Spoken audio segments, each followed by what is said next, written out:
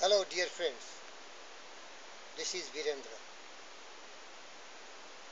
We know the world is so beautiful today, and that has been created by people, individuals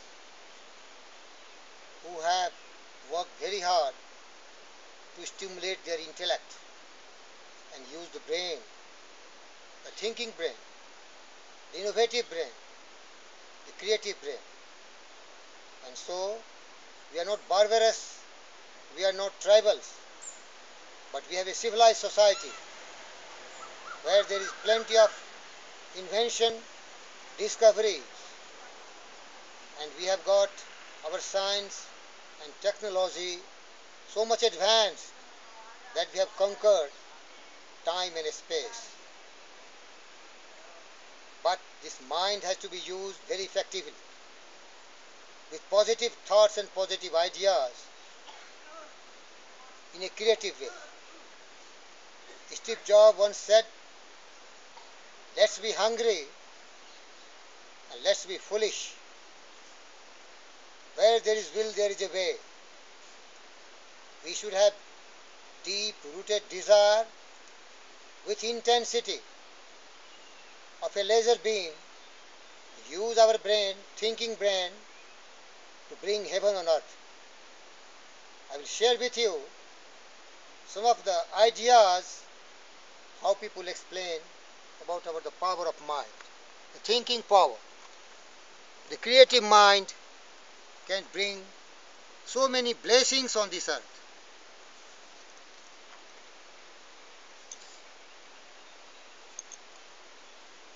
There are no contents in the art of peace. A true warrior is invincible because he or she contests with nothing. Defeats means to defeat the mind of concentration that we harbor within. A good stance and posture reflect a proper state of mind.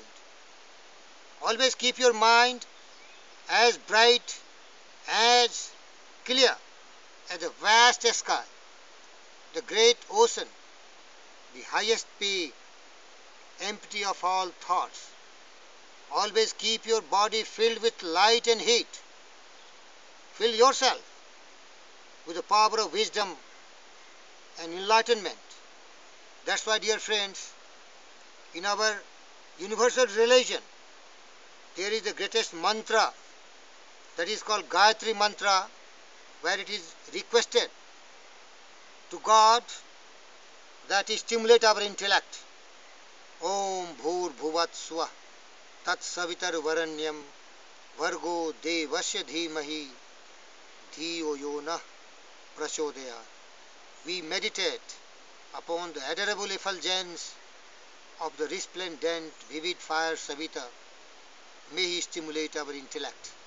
I can assure you, dear friends, that this world is so beautiful because of so many great people have stimulated and amplified their thinking power and brought heaven on earth with their reasoning, logic, innovation and discoveries. In extreme situations, the entire universe becomes our foe. At such critical times, the unity of mind and technique is essential. Do not let our heart waver. I know but one freedom, and that is the freedom of mind. One of the greatest poets, Nobel laureate, Rabindranath Tagore, once prayed God, where the mind is without fear and the head is held high, where the knowledge is free, where the world is not broken up into fragments by narrow domestic walls, where untiring striving stretches his arms toward perfection. Dear friends, that should be the attitude, to think all positive, using our intelligent mind to fill this earth with wonderful blessings. A sound mind in a sound body is a short but full description of a happy state in this world. He that has these two has little more to wish for, and he that wants either of them will be little the better for anything else.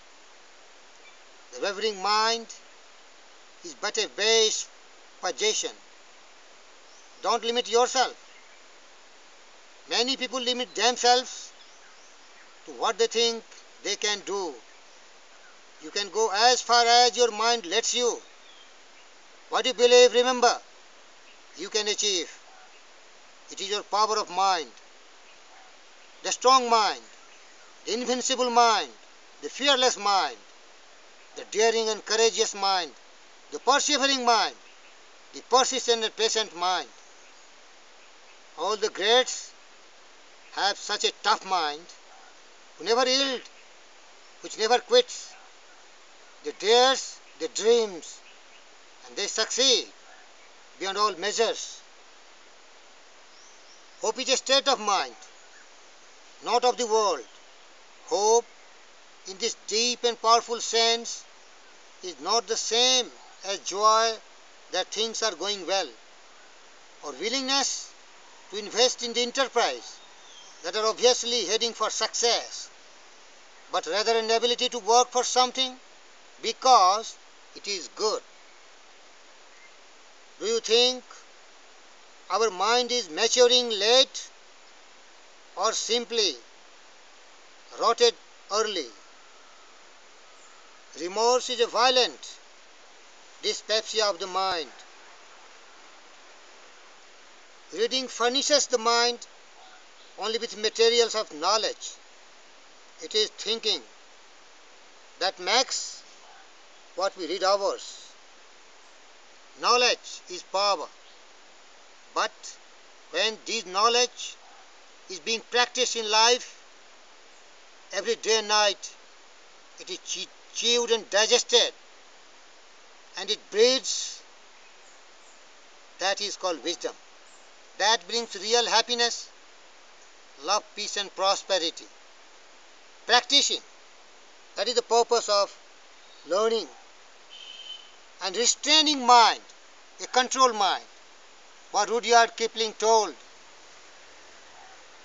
if you can keep your head when all about you are losing theirs and blaming it on you, if you can trust yourself when all men doubt you, but make allowance their doubting too, if you can wait and not be tired by waiting or being lied about, don't deal in lies, or being hated, don't give way to hating, and yet don't look too good or talk too wise.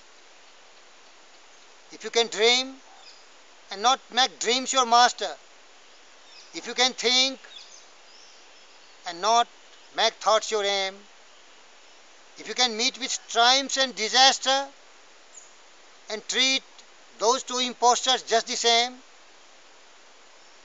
if you can bear to hear the truth you have spoken, twisted by knaves to make a trap for fools, or worse things, you gave your life to broken and stoop and build them up with worn out tools. If you can make a heap of all your winnings and risk it at one turn of pitch and toss and lose, and start at your beginnings and never breathe a word about your loss, if you can force your heart, nerves and sinew to serve your turn long after they are gone, so hold on when there is nothing in you except the will which says to them, hold on. If you can talk with crowds and keep your virtue, or walk with kings